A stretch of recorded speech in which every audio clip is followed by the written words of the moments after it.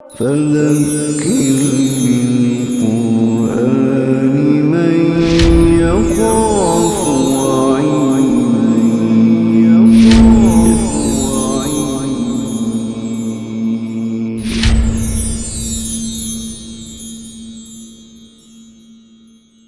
اعوذ باللہ من الشیطان الرجیم بسم اللہ الرحمن الرحیم الحمد للہ الذی انزل علی عبدہ الکتاب ولم یجعل لہ عوجا۔ نبی اکرم صلی اللہ علیہ وسلم نے متعدد احادیث میں سورۃ کہف کو دجال اور فتنہ دجال سے ایک حفاظت بتایا ہے،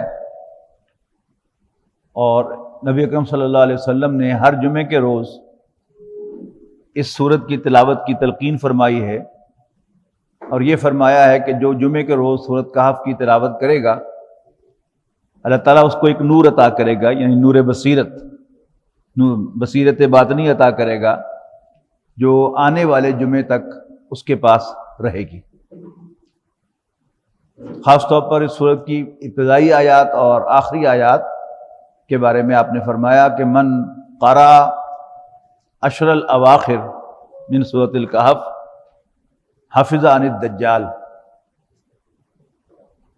جو سورۃ کہف کی ابتدائی 10 آیات پڑھے گا وہ دجال سے محفوظ ہو جائے گا۔ اور ایک وہ اور حدیث میں آپ نے فرمایا کہ من حفظ عشر الاواخر من سورۃ الکہف حفظ عن فتنۃ المسیح الدجال، او کما قال، کہ جو سورۃ کہف کی آخری 10 آیات کو حفظ کرے گا، یعنی محفوظ کر لے گا اپنے اندر، تو وہ فتنہ دجال سے محفوظ ہو جائے گا۔ فتن کی احادیث بہت ساری ہیں، اگر ان ساری احادیث کو سامنے رکھا جائے تو 2 مختلف چیزیں جو ہیں وہ سامنے آتی ہیں۔ ایک المسیح الدجال ہے، دجل کہتے ہیں فریب کو، اور دجال یہ مبالغے کا صیغہ ہے، انتہائی فریبی، انتہائی دھوکے باز۔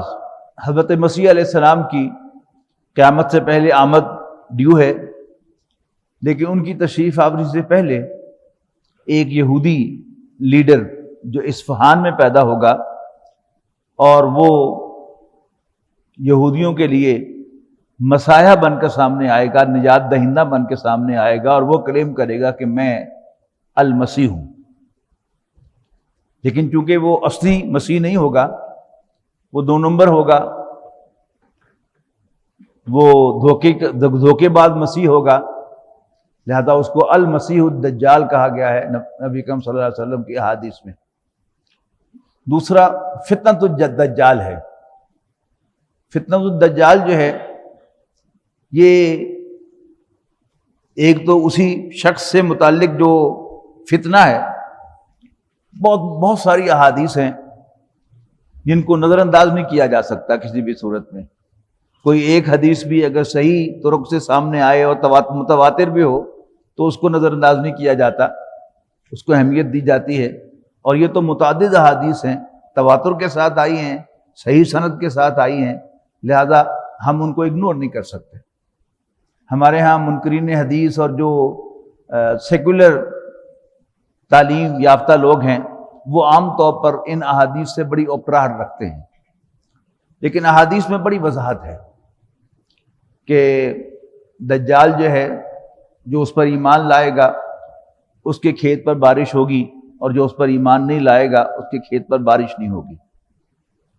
اسی طرح دجال کے گدھے کا ایک پاؤں مدینے میں ہوگا، ایک صنعاء میں ہوگا، یمن کے اندر۔ اسی طرح اس کے دونوں کانوں کے درمیان 70 ہاتھ کا فاصلہ ہوگا، اور دجال ایک بنجر زمین کے پاس سے گزرے گا اور اسے کہے گا اخرجی کنوزک، اپنے خزانے نکال دو، اور وہ اس کا حکم مانتے ہوئے اپنے خزانے نکال باہر کرے گی۔ اور دجال 40 دنوں میں دنیا کے ہر شہر کو وزٹ کر لے گا، یعنی around the globe, around the world وہ چکر لگا لے گا۔ اب ان ساری احادیث کو جمع کریں تو اس بات کا بھی امکان ہے کہ المسیح الدجال کی سواری واقعی کوئی خاص ہو اور اس کا ایک پاؤں یہاں ہو اور دوسرا صنعاء میں ہو۔ دوسرا امکان یہ ہے کہ یہ جو دھوکہ دینے والی تہذیب ہے جو ہمیں اللہ تعالیٰ کے بارے میں دھوکہ دیتی ہے، یعنی وہ تمام صفات، وہ سارے ایٹریبیوٹ جو ہم اللہ تعالیٰ کی طرف منسوب کرتے ہیں کہ وہ ہر چیز پر قادر ہے، ہر چیز کا علم رکھنے والا ہے اور وہ بڑا سیاںا ہے، تو یہ جو جتنی ہماری سائنٹیفک ڈیولپمنٹ ہو رہی ہے اس میں یہ سب چیزیں جو ہیں وہ مادے کی طرف منسوب ہوتی ہیں۔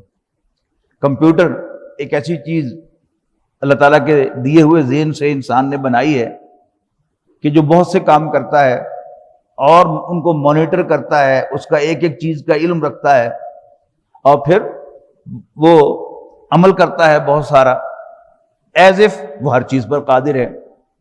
صرف اس میں جو ہم ایک چیز مس کر دیتے ہیں کہ کمپیوٹر جو ہے اس کے اپنے اختیار میں کچھ نہیں ہے، وہ بہت کچھ کرتا ہے لیکن according to what his programmer programs, اس کا پروگرامر جو بھی اس کو پروگرام دیتا ہے اس کے مطابق عمل کرتا ہے، اس کا اپنا کوئی اختیار نہیں ہے، وہ جسٹ ایک مشین ہے۔ لیکن بہرحال ایک عام سادہ ذہن کو اللہ تعالیٰ کے بارے میں دھوکہ دیتا ہے۔ اچھا، اس معاملے میں جو برطانیہ ہے خاص طور پر، وہ ایک عیسائی ملک ہے اور عیسائیوں کا یعنی یہ ایک بہت بڑا اس وقت فرقہ ہے پروٹیسٹنٹس، ان کا وہ ہیڈ کوارٹر ہے اور جس کی چیف جو ہے وہ ملکہ برطانیہ ہے۔ یہ شاید آپ کے علم میں نہ ہو، یعنی جیسے رومن کیتھولکس کا وہ پوپ جو ہے وہ اٹلی میں بیٹھتا ہے، اسی طرح جو پروٹیسٹنٹس ہیں ان کی جو پوپ ہے وہ ملکہ برطانیہ ہے۔ اور دو بڑی شخصیتیں برطانیہ میں پیدا ہوئی ہیں کہ جنہوں نے اس بے خدا تہذیب کی بنیاد رکھی ہے اور مذہب کا جنازہ نکال دیا ہے۔ ان میں سے ایک کا نام نیوٹن ہے۔ نیوٹن نے matter can neither be created nor be destroyed, قانون بقائے مادہ، law of conservation of mass, دنیا کے سامنے پیش کر کے مادے کو اللہ تعالیٰ کا ہم پلہ بنا دیا۔ یعنی سورۃ اخلاص میں ہم کہتے ہیں کہ لم یلد ولم یولد، وہ کسی کا باپ نہیں، کسی کا بیٹا نہیں۔ تو matter can neither be created nor be destroyed کیا ہے کہ مادے کا بھی کوئی باپ نہیں ہے، اس کو کوئی بنانے والا نہیں ہے، وہ ہمیشہ سے ہے، از خود پیدا ہوا ہے اور ہمیشہ رہے گا، ٹھیک ہے نا۔ اب چونکہ ہم نے سورۃ اخلاص ہم مسلمانوں نے بغیر سمجھے پڑھی ہے، یاد بھی اگرچہ ہر بچے کو ہے لیکن بغیر سمجھے پڑھی ہے، لیکن لا آف کنزرویشن آف ماس جس نے بھی فزکس پڑھی ہے، سائنس پڑھی ہے، اس نے سمجھ کے پڑھا ہے۔ تو ہمیں یقین جو ہے وہ law of conservation of mass پر ہے اور ایمان ہمارا جو ہے وہ سورہ اخلاص کے ساتھ۔ اور دوسرا شخص جو ہے وہ ڈارون ہے۔ ڈارون نے روح کا انکار کیا، یعنی دو ڈارون ہیں، یاد رکھیے گا، بندہ تو ایک ہی ہے ویسے، ایک ہے اس کا انالیسز اینیمل ورلڈ کے بارے میں کہ یہ تمام جانور جو ہیں یہ اسٹرگل فار ایگزسٹنس کرتے ہیں اور اس کے لیے وہ کھاتے ہیں، پیتے ہیں، ریٹیلیٹ کرتے ہیں اپنی بقا کے لیے، اور دوسرا اپنی نسل کی بقا کے لیے وہ ریپروڈیوس کرتے ہیں۔ اب ہم کہیں گے کہ اللہ تعالیٰ نے ان کے لیے حیوانات کو 4 جذبے دیے ہیں، بھوک، پیاس، غصہ اور سیکس، اور روح کا انکار کر کے انسان کو جانوروں کی سطح پر لے آیا گیا۔ یعنی یہ ہے وہ جو اصل ظلم کیا اس نے، کہ اس کا جو انالیسز ہے وہ بہترین انالیسز ہے، جہاں تک اس کی تھیوری آف ایولیوشن ہے اس کو بایولوجی کے اندر بھی ایکسیپٹ نہیں کیا گیا، لیکن جو اصل ظلم اس نے ڈھایا ہے وہ روح کا انکار ہے، کہ انسان کو جسٹ ایک حیوان بنا دیا گیا ہے۔ باقی اس کی بنیاد پر مارکس نے کہا کہ انسان بس پیٹ کا بندہ ہے، اور فرائیڈ نے کہا کہ یہ سیکس کا بندہ ہے۔ یہ تو سب اس کے انڈے بچے ہیں ڈارون کے۔ یعنی سب سے پہلے تو یہ ہوا نا کہ انسان کے روحانی وجود کا انکار کیا، دیر بائی مذہب کا انکار ہو گیا، اور پھر اس کے بعد پھر کسی نے کہا کہ یہ بھوک کا بندہ ہے، پیٹ کا بندہ ہے، کسی نے کہا سس کا بندہ ہے، لیکن ہے بہرحال حیوان ہی۔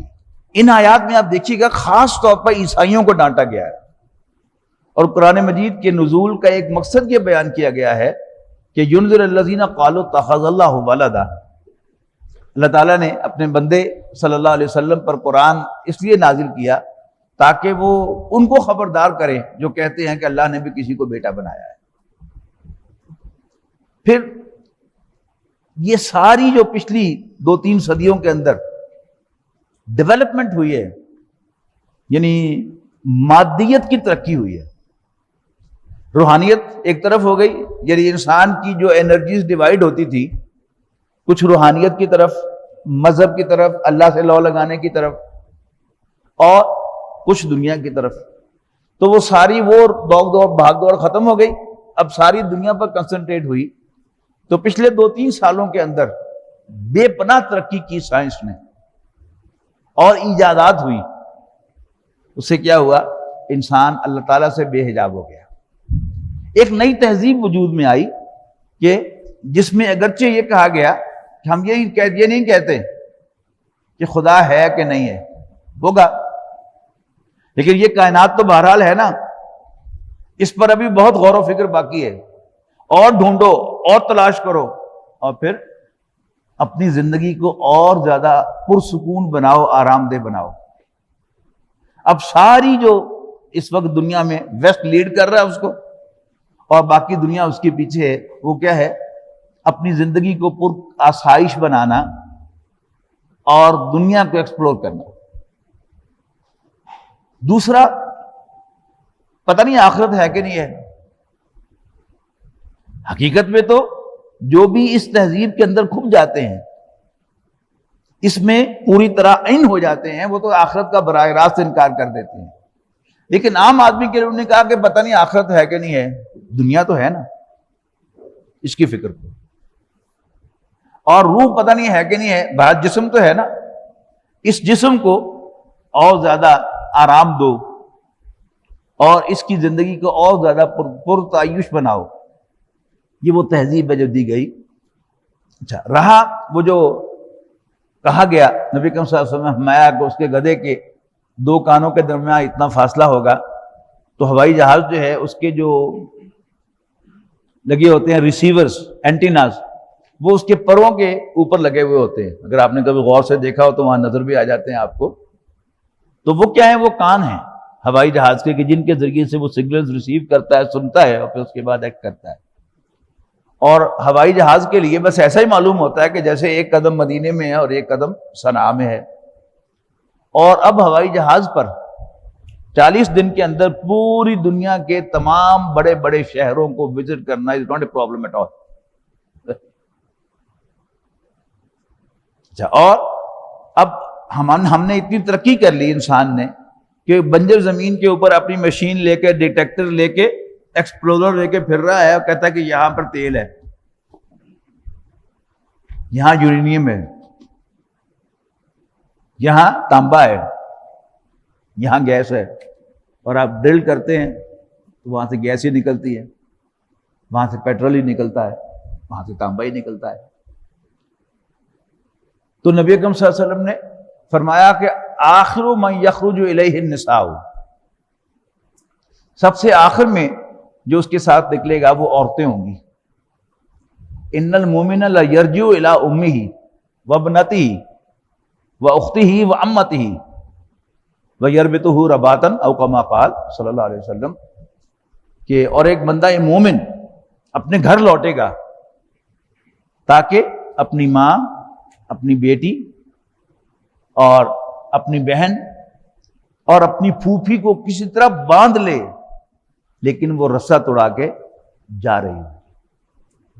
اب پچھلے 30-40 سال میں ایک بڑی زبردست ڈیولپمنٹ آپ دیکھتے ہیں کہ بڑے کنزرویٹو گھرانے ہمارے، ان کو بھی دین کے بہانے اس تہذیب نے نکال لیا باہر۔ یعنی درس قرآن کے جو حلقے قائم ہوئے ہیں، خیر کا کام ہے، لیکن بہرحال عورتیں جو ہیں وہ اپنے گھروں سے نکل آئی ہیں، اور وہ جو ان کا اصل فنکشن تھا گھر گرہستی، اپنے شوہر کی خدمت، اس کی اولاد کی حفاظت، وہ جو فنکشن تھا وہ ان کا بری طرح سے متاثر ہوا ہے۔ لیکن چونکہ کور اوپر دین کا ہے لہذا اس پر انگلی بھی نہیں اٹھائی جا سکتی۔ لیکن بہرحال آپ غور کریں گے تو ایک فرق جو ہے وہ تہذیب کے اندر آیا ہے، یعنی ایک ہوتی ہے کوئی اسپیسیفک حدیث اور اس کے مطابق حکم، یہ اور چیز ہوتی ہے کہ اس میں کوئی گنجائش نکلتی ہے کہ نہیں کہ نکلتی، گنجائش نکلتی ہے کہ نہیں نکلتی۔ ایک ہے کہ آپ بحیثیت مجموعی ایک مزاج کو دیکھیں کہ دین کا مزاج یہ ہے۔ آج سے 100 سال پہلے مسلمان خواتین کا مزاج یہ تھا، آج جو مسلمان خواتین ہیں، دیندار مسلمان خواتین کی باتیں کر رہا ہوں، ان کا مزاج وہ نہیں ہے، وہ مزاج بدل گیا۔ اور نبی اکرم صلی اللہ علیہ وسلم نے فرمایا کہ دجال کی دونوں آنکھوں کے درمیان یہاں ماتھے کے اوپر لکھا ہوا ہوگا کفر، کہ مومن جو ہے وہ پڑھ لے گا کفر کو، خواہ وہ پڑھا لکھا ہو یا وہ الٹریٹ ہو۔ پھر نبی اکرم صلی اللہ علیہ وسلم نے فرمایا کہ ایک شخص کو بڑا زوم ہوگا کہ وہ بڑا پکا مسلمان ہے، صاحب ایمان ہے، وہ دجال سے ملاقات کرے گا اور شکوک و شبہات لے کر واپس آئے گا۔ یعنی آج ہمارے جو سیکولر مائنڈڈ قرآن مجید کے مفسر اور دین کے خادم اٹھے ہیں، وہ ہر اس چیز کو صحیح اور دین کے عین مطابق ثابت کرنے کے لیے تیار بیٹھے ہیں جو ویسٹ سے آئی ہے، اور جو بھی مسلمانوں کی 1400 سال کی ٹریڈیشن ہے اس کو نگیٹ کرنے کے لیے کوئی موقع جو ہے وہ ہاتھ سے جانے نہیں دیتے۔ اعوذ باللہ من الشیطان الرجیم، الحمدللہ الذی انزل علی عبدہ الکتاب ولم یجعل لہ عوجا۔ ساری حمد اس اللہ کی ہے کہ جس نے اپنے بندے پر کتاب نازل فرمائی اور اس میں کوئی ٹیڑھ نہیں چھوڑا، قیماً ٹھیک ٹھیک سیدھی بات کہنے والی، لِيُنذِرَ بَأْسًا شَدِيدًا تاکہ خبردار کرے ایک بہت بڑی جنگ سے، مِن لَدُنْهُ جو اللہ تعالیٰ کی طرف سے آئے گی، وَيُبَشِّرَ الْمُؤْمِنِينَ الَّذِينَ يَعْمَلُونَ الصَّالِحَاتِ أَنَّ لَهُمْ أَجْرًا حَسَنًا، اور اس لیے کہ خوشخبری دے ان ایمان والوں کو جو نیک عمل کرتے ہیں کہ ان کے لیے بہت عمدہ اجر ہے، مَاكِثِينَ فِيهِ أَبَدًا، وہ اس میں ہمیشہ ہمیشہ رہیں گے، وَيُنذِرَ الَّذِينَ قَالُوا اتَّخَذَ اللَّهُ وَلَدًا، اور خبردار کرے ان کو جو کہتے ہیں کہ اللہ نے بھی کسی کو بیٹا بنایا ہے، مَا لَهُم بِهِ مِنْ عِلْمٍ، جو کہنے کے لیے ان کے پاس کوئی علم نہیں ہے، وَلَا لِآبَائِهِمْ، نہ ان کے بڑوں کے پاس، باپ دادوں کے پاس تھا، کبرت کلمۃ تخرج من افواہہم۔ آپ کو دلچسپ بات جو ہے بتا دوں، نوٹ کر لیجئے گا کہ بائبل میں کہیں بھی نہیں لکھا گیا کہ حضرت عیسیٰ علیہ السلام اللہ تعالیٰ کے بیٹے ہیں، بس ایک ایکسپریشن ملتا ہے کہ میرا اور تمہارا آسمانی باپ، پالنے والا میرا اور تمہارا آسمانی باپ، اس میں کوئی شرک نہیں ہے۔ اگر باپ کو پالنے والے کے معنوں میں لے تو کوئی شرک نہیں، صرف اکیلا اپنا باپ تو نہیں کہہ رہے، میرا اور تمہارا یعنی پوری نوع انسانی کا بنانے والا پالنے والا وہ اللہ تعالیٰ ہے۔ مَا لَهُم بِهِ مِنْ عِلْمٍ وَلَا لِآبَائِهِمْ کبرت کلمۃ تخرج من افواہہم، بہت بڑی بات ہے جو ان کے منہوں سے نکل رہی ہے، یقولون الا کذبا، سچ یہ ہے کہ وہ جھوٹ کہہ رہے ہیں، فلا اللہ کا باخر نفسک علی آثارہم، تو اے نبی شاید اپنے آپ کو ہلاک کر لیں گے ان کے پیچھے، ان لم یؤمنوا بہذا الحدیث اسفا، غم کے مارے کہ وہ لوگ اس حدیث پر ایمان، اس قرآن پر، یعنی حدیث سے مراد یہاں پر قرآن ہے، اللہ کی اس بات پر ایمان نہیں لا رہے۔ انا جعلنا ما علی الارض زینۃ لہا، بے شک زمین پر جو کچھ ہے اس کو ہم نے زمین پر بسنے والوں کے لیے بڑا پرکشش بنایا ہے۔ کیا خوبصورت حقیقت ہے یہ، اس میں کوئی دوسری بات ہو سکتی ہے؟ اور یہ سورت کا ایک خاص مضمون دنیا اور آخرت کا کمپیریزن ہے۔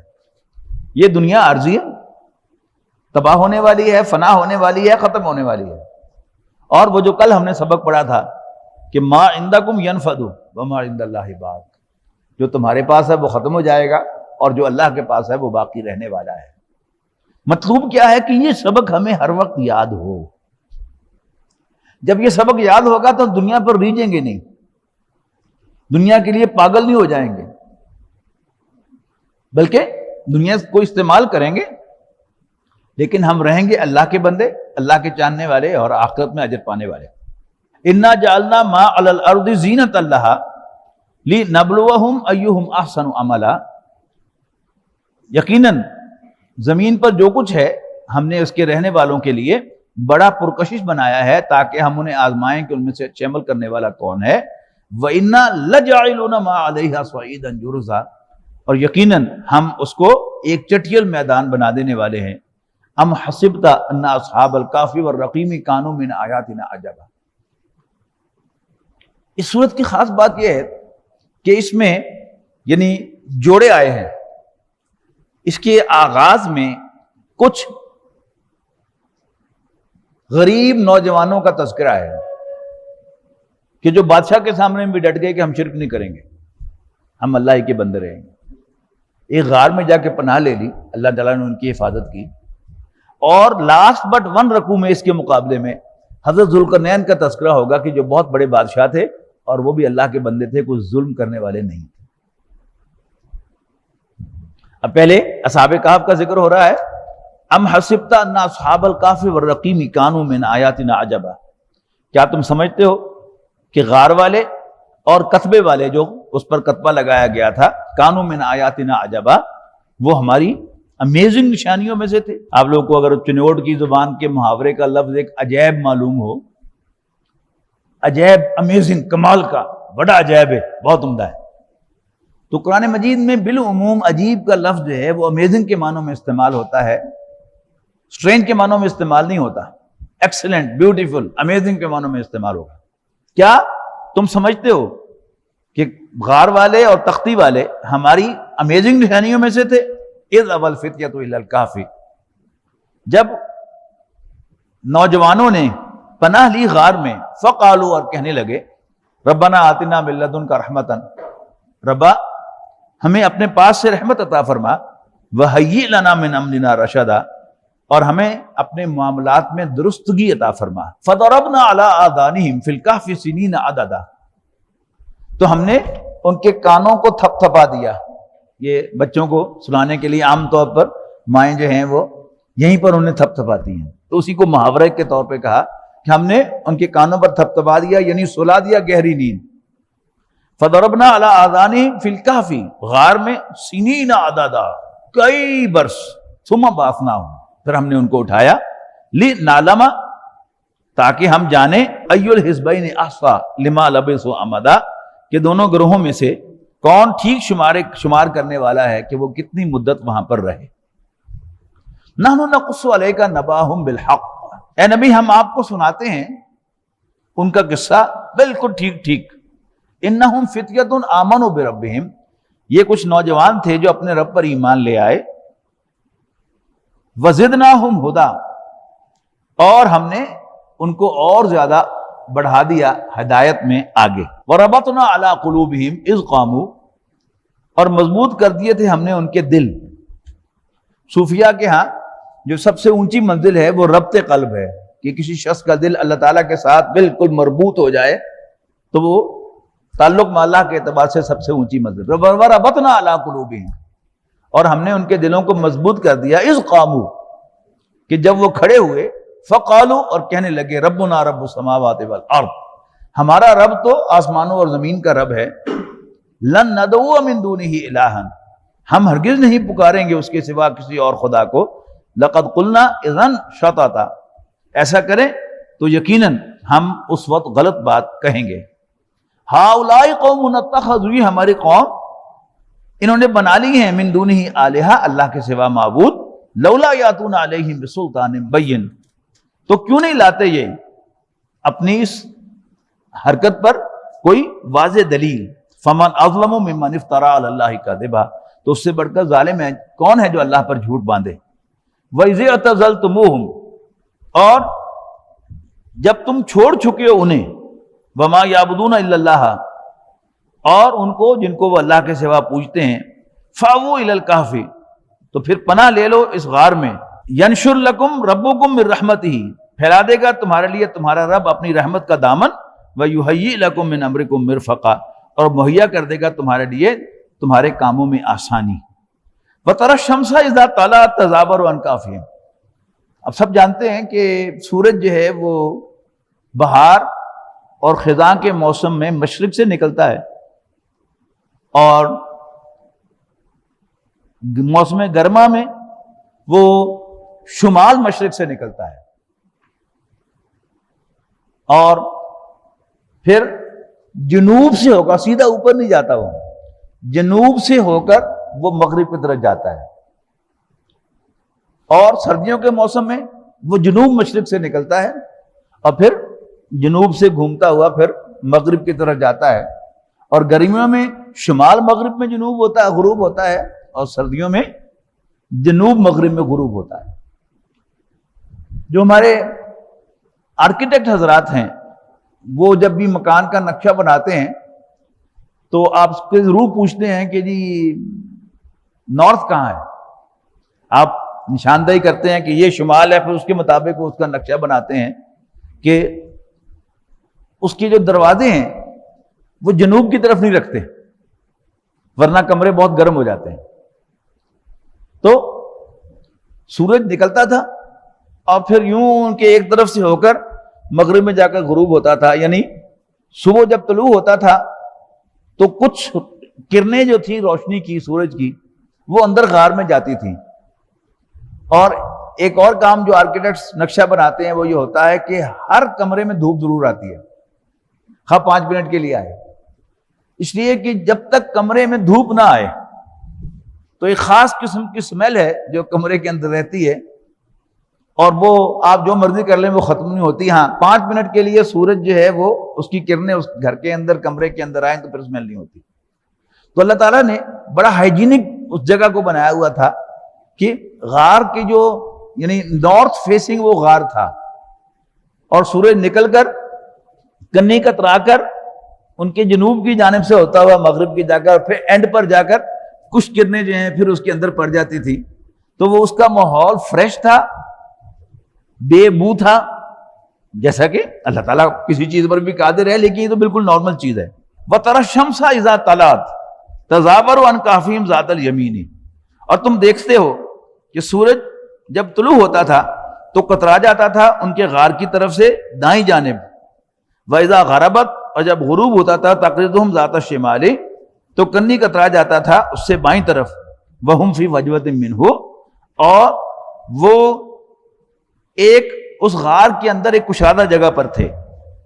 ذالک من آیات اللہ، یہ اللہ کی نشانیوں میں سے ہے، من یہد اللہ، جس کو اللہ تعالیٰ راستہ دکھائے، فہو مہتد، وہی ہدایت یافتہ ہے، ومن یضلل فلن تجد لہ ولیا مرشدا، اور جس کو اللہ تعالیٰ بھٹکا دے، میں تفصیل کر چکا ہوں، جن کی گمراہی کو اللہ تعالیٰ کنفرم کر دے، جا دفع ہو جاؤ، فلن تجد لہ ولیا مرشدا، تو تم اس کے لیے کوئی دوست اور راہ بتلانے والا نہ پاؤ گے۔ وَتَحْسَبُهُمْ أَيْقَاظًا وَهُمْ رُقُودٌ، تم سمجھتے ہو کہ وہ جاگ رہے ہیں حالانکہ وہ تو سو رہے ہیں۔ وَنُقَلِّبُهُمْ ذَاتَ الْيَمِينِ وَذَاتَ الشِّمَالِ، اور ہم انہیں دائیں بائیں کروٹ دلاتے رہتے تھے۔ وَكَلْبُهُمْ بَاسِطٌ ذِرَاعَيْهِ بِالْوَسِيدِ، اور ان کا کتا ہاتھ پھیلائے غار کے دہانے پر بیٹھا تھا۔ لَوِ اطَّلَعْتَ عَلَيْهِمْ لَوَلَّيْتَ مِنْهُمْ فِرَارًا، اور اگر کہیں تو جھانک کر دیکھے انہیں تو ان کو دیکھ کر پلٹ پڑے بھاگتا ہوا۔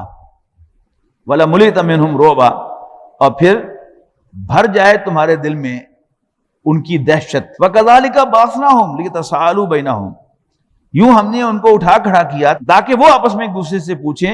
قَالَ قَائِلٌ مِّنْهُمْ، تو ان میں سے ایک کہنے والا کہنے لگا، کم لبثتم، اپنا کتنی دیر ٹھہرے ہو تجھے تھے؟ قَالُوا لَبِثْنَا يَوْمًا أَوْ بَعْضَ يَوْمٍ، تو وہ کہنے لگے کہ ایک دن یا ایک دن دا بھی کوئی پیر۔ قَالُوا رَبُّكُمْ أَعْلَمُ بِمَا لَبِثْتُمْ، آخر انہوں نے کہا کہ چھڈو پر اس گالوں کے کتنے ٹھہرے ہیں، اپنے میں سے ایک بندے کو بھیجو، یہ روپیہ دے کر، یہ سکہ دے کر، یہ ورق دے کر شہر کی طرف، فَلْيَنظُرْ، اور اسے چاہیے کہ دیکھے، ایھا ازکا طعاماً، کہ کون سا صاف ستھرا کھانا ہے، فلیاتکم برزقن، پھر وہ لے آئے کھانا، منہ اس میں سے، ولیتلطف، اور چاہیے کہ ہوشیار رہے، ولا یشرن بکم احدا، اور نہ خبر دے بیٹھے تمہاری کسی کو. آگے آ رہی ہے وضاحت کہ 300 سال سے زائد وہ وہاں پر پڑے رہے اور لیکن سمجھتے یہی تھے کہ ہم بس کچھ دیر ٹھہرے ہیں. اس نے کہا چپ کے جاؤ اور کسی کو بتانا بیٹھنا کہ ہم یہاں بیٹھے ہوئے. یہ ہے ساری بات. یہ جو لفظ ہے وَلْيَتَلَطَّفْ یہ قرآن مجید کا بالکل وسط ہے. برابر الفاظ قرآن مجید کے اس سے پہلے اور برابر ہی اس کے بعد ہے. وَلَا يُشْعِرَنَّ بِكُمْ أَحَدًا اور وہ ہرگز کسی کو تمہارے بارے میں خبر نہ دے بیٹھے. اِنَّهُمْ إِن يَظْهَرُوا عَلَيْكُمْ اس لیے کہ اگر انہیں تمہارے بارے میں خبر ہو گئی يَرْجُمُوكُمْ تو تمہیں پتھر مار مار کر ہلاک کر دیں گے. او يُعِيدُوكُمْ فِي مِلَّتِهِمْ یا اپنے مذہب میں واپس لے جائیں گے. وَلَن تُفْلِحُوا إِذًا أَبَدًا اور اس صورت میں تم کبھی فلاح نہ پاؤ گے. وَكَذَلِكَ آثَرْنَا عَلَيْهِمْ لِيَعْلَمُوا أَنَّ وَعْدَ اللَّهِ حَقٌّ اور یوں ہم نے مطلع کر دیا ان کے بارے میں تاکہ معلوم ہو جائے کہ اللہ کا وعدہ سچا ہے. وَأَنَّ السَّاعَةَ لَا رَيْبَ فِيهَا اور یہ کہ قیامت کے آنے میں کوئی شک نہیں ہے. اِذْ يَتَنَازَعُونَ بَيْنَهُمْ جب وہ آپس میں جھگڑنے لگے امرہم ان کے بارے میں فَقَالُوا ابْنُوا عَلَيْهِمْ بُنْيَانًا تو کچھ لوگوں نے کہا کہ یہاں پر کوئی یادگار بناؤ. ربهم اعلم بهم ان کے رب کو ان کی خوب خبر تھی. قال الذين غلبوا على امرهم وہ لوگ جو جن کی بات مانی گئی انہوں نے کہا لنتخذن علیہم مسجدا کہ ہم لازماً اس پر کوئی عبادت گاہ تعمیر کریں گے. ہوا یہ کہ جب وہ پرانا سکہ لے کر بازار میں گیا کھانا لینے کے لیے اور کھانا لے کر اس نے وہ سکہ دیا تو دکاندار نے کہا اب وہ وہاں سے بھاگ گیا اور یہاں لوگوں جو ہے اس کے پیچھے لوگ آئے تو ان کو پتہ چل گیا کہ ہو 300 سال پہلے جو کچھ نوجوان غائب ہو گئے تھے. جیسے میں آپ کو بتا رہا تھا نا کہ ہندوستان کو ہندوستان کی تاریخ معلوم ہے ہندوستانیوں کو اور پاکستانیوں کو پاکستان کی تاریخ معلوم ہے. برطانیہ والوں کو برطانیہ کی تاریخ معلوم ہے. امریکنز کو ان کی تاریخ معلوم ہے. تو اس بستی کے رہنے والوں کو یہ پتہ تھا کہ ہمارے کچھ آدمی غائب ہو گئے تھے. بڑا تلاش کیا تھا نہیں ملے تھے. اوئی یہ تو زندہ ہیں اور یہ کہیں اس میں پڑے ہوئے ہیں غار کے اندر. سیقولون کچھ لوگ کہیں گے ثلاثۃ وہ 3 تھے رابعہم کلبہم چوتھا ان کا کتا تھا. ویقولون خمسۃ سادسہم کلبہم کچھ کہیں گے کہ وہ 5 تھے اور چھٹا ان کا کتا تھا. رجما بالغیب یہ تلے لگا رہے ہیں اٹکل پچو لگا رہے ہیں. ویقولون کچھ کہیں گے سبعۃ وثامنہم کلبہم کہ وہ 7 تھے اور 8واں ان کا کتا تھا. قل ربی اعلم بعدتہم اے نبی کہہ دو کہ میرے رب کو ان کی تعداد خوب معلوم ہے. ما یعلمہم الا قلیل اور نہیں جانتا ان کے بارے میں مگر کم ہی لوگ. لیکن اب جو جدید ایک ٹرینڈ آیا ہے ریسرچ کا ٹرینڈ اسی نقطے پر پی ایچ ڈی ہو سکتی ہے کہ دنیا جہان کی تفسیریں اور اس موضوع پر جتنی بھی کتابیں لکھی گئی ہیں ان سب کا مطالعہ کر کے ان کے ریفرنسز لگا کر وہ ایک تحریر جو ایک مقالہ جو ہے وہ لکھ دے تو پھر اس پر اس کو پی ایچ ڈی ملے گی کہ واہ بھی واہ بہت محنت کیا اس نے. حالانکہ اس کا ہدایت کے ساتھ کوئی تعلق نہیں. وہ 7 ہوں یا 8 ہوں یا 5 ہوں یا 6 ہوں ڈزنٹ میک اینی ڈفرنس. ایک بھی ہو تو بھی اللہ تعالیٰ کی خاص نشانی ہے کہ وہ شخص زندہ تھا اور وہ اللہ تعالیٰ کے فضل و کرم سے 300 سال تک 300 سال سے زائد زندہ رہا. فلا تماری فیہم الا مران ظاہرن بس مت جھگڑا کرو تم ان کے بارے میں مگر سرسری طور پر. ولا تستفتی فیہم منہم احدا اور مت پوچھو تم ان کے بارے میں ان میں سے کسی سے. یہ جو 3 سوال تھے ایک کل گزر گیا روح کے بارے میں اور 2 سوال اب سورۃ کہف میں آ رہے ہیں. ایک یہ اصحاب کہف کے بارے میں ایک ذوالقرنین کے بارے میں. نبی اکرم صلی اللہ علیہ وسلم سے قریش نے یہ سوال یہودیوں کی شہ پر پوچھے تو آپ نے کہا کہ کل بتا دوں گا ایزیومنگ کہ جبرائیل آتے ہیں روز اور مجھے آ کے یہ بریف کر دیں گے میں آگے بیان کر دوں گا. میں نہیں سمجھتا کہ نبی اکرم صلی اللہ علیہ وسلم کے دل میں یہ نہیں ہوگا کہ اللہ تعالیٰ بھیجے گا جبرائیل کو اور مجھے خبر مل جائے گی. لیکن آپ نے انشاءاللہ نہیں کہا. ہمارا تو معاملہ بڑا مختلف ہے نا. ہم ساری عمر انشاءاللہ نہ کہیں تو ہمارا کام کبھی نہیں رکا. لیکن اللہ تعالیٰ کے جو خاص بندے ہوتے ہیں، اور خاصوں میں بھی خاص انبیاء کرام ہیں، اور انبیاء کرام میں بھی اخص الخصوص جو ہے وہ نبی اکرم صلی اللہ علیہ وسلم ہے، تو وہ جو 0.01% جو کوتاہی رہ گئی کہ آپ نے زبان سے انشاءاللہ نہیں کہا، تو اللہ تعالیٰ نے وہی روک لی، وائی مجھے بھول گئے. وَلَا تَقُلَّنَّ لِشَيْءٍ إِنِّي فَاعِلٌ ذَلِكَ غَدًا إِلَّا أَن يَشَاءَ اللَّهُ، ہرگز مت کہو کہ میں یہ کام کل کروں گا مگر اس شرط کے ساتھ کہ اگر اللہ نے چاہا. وَاذْكُر رَبَّكَ إِذَا نَسِيتَ، جب بھی اللہ کو بھول جاؤ تو فوراً یاد کرو. وَقُلْ عَسَىٰ أَن يَهْدِيَنِي رَبِّي لِأَقْرَبَ مِنْ هَٰذَا رَشَدًا، اور کہو امید ہے کہ بتائے گا مجھے میرا رب زیادہ اس سے بھی ہدایت کی بات. وَلَبِثُوا فِي كَهْفِهِمْ 300 سِنِينَ وَازْدَادُوا تِسْعًا، اور وہ رہے اپنی غار میں 300 سال اور اس میں بڑھا دو 9 اور، یعنی 309 سال. قُلِ اللَّهُ أَعْلَمُ بِمَا لَبِثُوا، اے نبی کہہ دو کہ تیرے رب کو ان کی مدت خود معلوم ہے کہ وہ کتنی دیر ٹھہرے. اس پر بھی پی ایچ ڈی ہو سکتی ہے. لَهُ غَيْبُ السَّمَاوَاتِ وَالْأَرْضِ، آسمانوں اور زمین کے سب راز اللہ ہی کے پاس ہیں. ابصر بِهِ وَاسْمِعْ، وہ کیا ہی دیکھنے والا اور کیا ہی سننے والا ہے. مَا لَهُم مِّن دُونِهِ مِّن وَلِيٍّ وَلَا يُشْرِكُ فِي حُكْمِهِ أَحَدًا، نہیں ہے مخلوقات کا اس کے سوا کوئی سرپرست، حامی و ناصر، اور نہ ہی وہ شریک بناتا ہے اپنی بادشاہی میں کسی کو.